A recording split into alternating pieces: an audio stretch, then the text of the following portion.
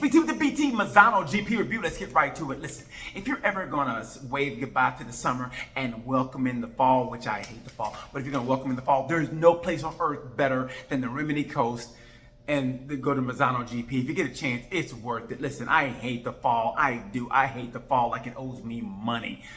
But man, there's no place to do it better than Misano. I mean, you got the coast, it's a party atmosphere, the summer's leaving, so everybody's having a good time, and you're gonna see great racing, great food. It's Italy, everything's gonna be great, right? Watch a race, buy a Ducati, buy a Ferrari.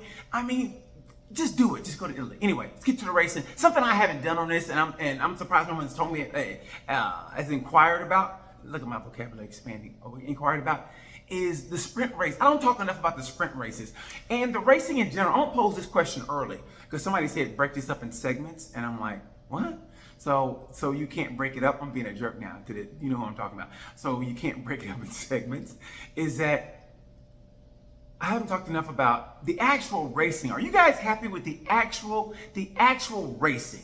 Because it's like this. To me, it's like whoever gets the whole shot, the race is over, and then you got to search through the field, and hopefully the director searches through the field and finds the race so you can watch it. Because Mark, think about it, the actual race is like whoever gets the whole shot, it's over. If Pecco gets the whole shot, he takes off, and it's over. It's not like Martin even challenges him. At least when Martin gets it, like Pecco challenges him, and then it's pretty much over. No one is battling for the lead. That's what I miss. I miss those last lap battles, man, where you go, ooh. I miss those. Marquez, think about it. Say what you want about Marquez. He made Spielberg. Luckily, he could get the ride hot device to work, and we watched him carve through that field like Jason Voorhees at Thanksgiving dinner. And that's what he did. He made the race. Aragon, I mean, he was feeling himself, so it wasn't too much racing. I mean, because he won by a substantial amount. But that's what I'm talking about. He should have been battling. To watch the old Marquez battle, the old Marquez battle the young guns. Who wouldn't want to see a last lap battle where you go, ooh, and Mark and give me one of these, right? By the way, in that sprint race, anybody who thinks Marquez has lost a step or whatever, has lost it, did you check out that last lap move he did to Pedro Acosta in Carbone when he was like, hey, when I say dance next time, you dance, right? And Acosta was like, see, right? That's what it's about. That's what I miss. Marquez is still the man. He's still a motherfucker. I mean, he really is. That move he did, I cherish it because I miss the battles, man. I mean, he was ninth, and luckily for him, Marquez carved through the field, and the director caught it. That's a terrible track to try to battle anybody on. So, like I said, Marquez made that sprint race, if you ask me. But I got to give Martin, and Martin is back to being the old two-pump chump. And that's what he is. Remember last year I called him the two-pump chump because he's great in the sprint, and then he gets you in the long race, and like, where does he go? And that's what he does. If he can whine and dine a woman, he's no good. But he's out with his boys, he meets the chick, bam, he's in there like, oh shit, okay. And then if he's like got a girlfriend, it's like, ooh, sorry. And that's what the main event is like. It's like Martin's like, sorry, this has never happened before. You should have seen me yesterday. I was incredible. And that's what he is. And listen, the move he did, I've talked to some people and they go, man, what a bonehead move. Not really. Like Marquez said, listen, man, when you're racing and then you feel the raindrops and they're getting heavier and heavier, and you're racing, I don't know, close to 200 miles an hour on two wheels, and it starts raining, right? And you're on your own accord. That's why I hope they don't I'm talking about bringing in the headsets so they can talk to the race engineer. They can talk like makes like Formula One or NASCAR. I don't want that, man. They make their own decisions. But the thing about it, I'm not gonna lie, it was kind of funny when the rain came, and then they're coming around and they're at a snail's pace, and Pecco's in the lead, and Martin just darts into the pit lane, and you see Jorge, he's the only one. He goes, where did everybody go? Nobody followed me. And he's like, and there goes the championship right there. And everybody passed by. I expected everybody to pass by like Michael Jordan did after he hit those 8 3-pointers against Portland. I'm like, and that's what they did. And like Marquez said, listen, those locals know the track. I mean, it was funny when he said, but he meant that. They can smell the rain. They know how much it rains, how long it rains. But that's what Bradley Smith did. Like they said, they smell the rain like, it ain't gonna rain that far. And it only rained like in one section, and then like they rode it out, wait till the track got dry, and they went for it. But you can't blame Martin for that. But I'm not gonna lie, there had to be one guy in his pit that was like, oh, are you fucking serious? Or they were like, he did what? Who's coming in? Are you sick? You know, it was like, if you guys remember the old days before Google Maps or Wave, is it WaveQuest?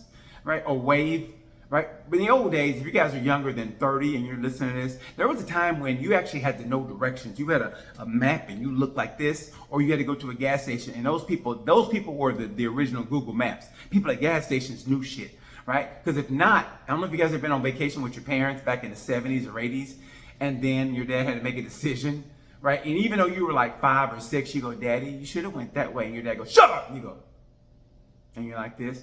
And then your dad goes about an hour out of the way, and he pulls into a gas station, and he comes back, and he double backs it. And even though you're like 5 or 6, you want to go, aha, I told you, Daddy, but you don't want to get up like that. So that's what somebody had to be in Martin's pick, in Martin's crew. They had to be like, he's coming back. And that's what happened. But you can't blame him too much. Martin went for it. He made a decision. It happened to be the bad decision. Hey, who doesn't make bad decisions? At the spur of the moment, how many times you've been like, man, you know what? I'm gonna go ahead and call this chick, or I'm gonna go ahead and do this, and then about 2 months later, you go, God, please make her disappear. I mean, whatever the case. And that's what Martin did. He made the bad decisions. We all make bad decisions, but that's where Marquez came in. And let me tell you something. Misano 2 is going to be so lit, because if you can tell by the press conference, the body language, and basically what Pecco said was, I'm paraphrasing, but Pecco, you can tell he was pissed because he didn't win. Pecco said, if I wasn't hurt, I would have won that race. And he's got a point, but it's kind of a dickish thing to say. But Marquez did the same thing years ago. Remember when Marquez was still with Repsol Honda, and he and Pecco dueled in Aragon, and Pecco beat him because Marquez kept going wide. And the reason he kept going wide because his arm was still messed up. And in that press conference, Marquez basically said, if my arm wasn't messed up, I would have beat you. But it was, and he didn't. And Pecco said the same thing on this. I'm trying to keep it even. And Pecco said the same thing. Hey, when I'm 100% in 2 weeks, then we'll see. He said, I'm paraphrasing, that's what he said. And when I'm 100% in 2 weeks, we're going to see this. So think about it. We didn't hear the Italian national anthem, other than when that woman was singing before the race. When she was singing, that was dope. But we didn't hear it on the podium ceremony. The Italians came in and pretty much swept, except for Agura. They came in and swept it. And so you don't think that burns in the heart of Rossi country? They didn't get a first, not even in the sprint, they didn't get a first place. So, and think about it, that burns the Italians in the home race. It's like getting beat up. I told you the story, I'll tell you it again. It's like me, when I got a whooping on my birthday, at my own birthday party, I got a whooping by my mama, and then I had to walk back through the guests crying and going to the bathroom like, and I heard one of the parents going, what happened to him? Yeah, that's how bad my mama beat me. So it's like getting a beating at your own birthday party. Trust me, I know the feeling. So Misano 2 is going to be lit. I hope you guys watch this. But now I digress and go to Moto 3. You better not switch the segment. You better not fast forward. Moto 3, the first time I saw David Alonso get Alonso, Angel Piqueras was the rider of the race. A double long lap penalty, and he comes back and he beats Alonso, who broke the track record time for pole position. He had the track record for pole position, and he came back and caught him after doing a double long lap penalty, and he won the race.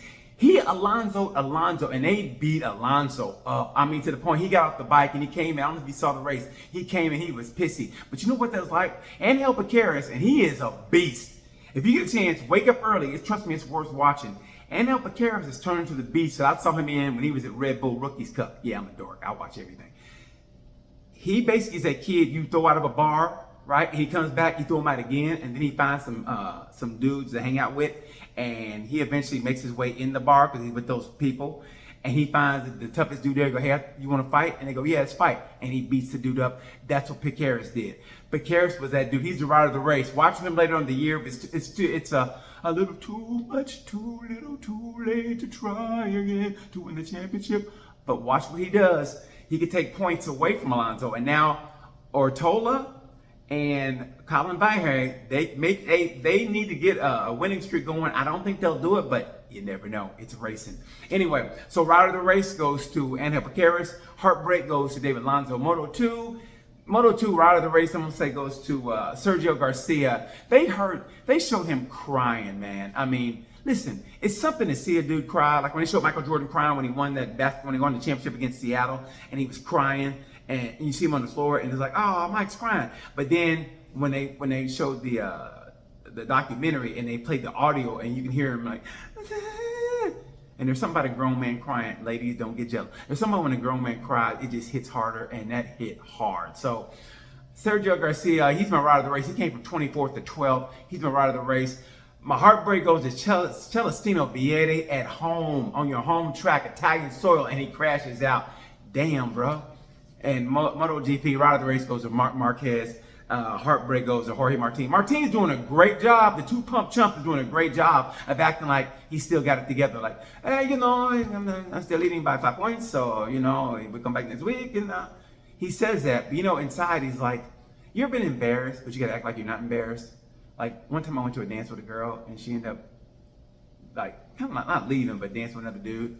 And everybody looked at me, and I was like, oh, man, she's my girlfriend. And you had to be like this, but inside you're going, I thought she liked me. And that's what Jorge Martin, they're trying to keep it together, but man, that ship is slowly sinking. That's one of them slow leaks. It's like the Titanic when they hit that iceberg and it's got that slow leak. Like, hey man, we should call somebody. What? We should call somebody. And that's what's happening to Martin. It's slowly sinking. But the question is, and I'm going too long and I apologize. The question is, are you satisfied with the racing aspect of MotoGP? If you are, great. I'm just asking because I'm a little disappointed. I want to see battles. I want to basically see what Marquez did in Spielberg. I want to see that with the leaders, man. With first and second. I mean, if you're going to get a Ducati lockout on the podium, can't they race? And I love Bastianini, but Jesus Christ, Bastianini. Can you do that like 10 laps earlier and make it a race? Anyway, so that's my beef. I thought I give the racing a B-. Yeah, Moto 3 was a great race. If you get a chance, check it out. Sorry it took so long. Yeah, so I got my rider of the race in. And like I said, man, I thought it was great what Marquez did to Pedro Acosta in that sprint race. Okay, next time when I say dance, put your helmet on and dance. Thanks for watching. I appreciate that. Answer the question. Any criticisms? And I hope he didn't break up in segments. Damn it, I don't like segments. Anyway, thanks again, guys, for watching. In 2 weeks, Misano 2 is going to be so lit. The Italians are coming out and they're going to be pissed. Anyway, thanks for watching. You know the word. Bye.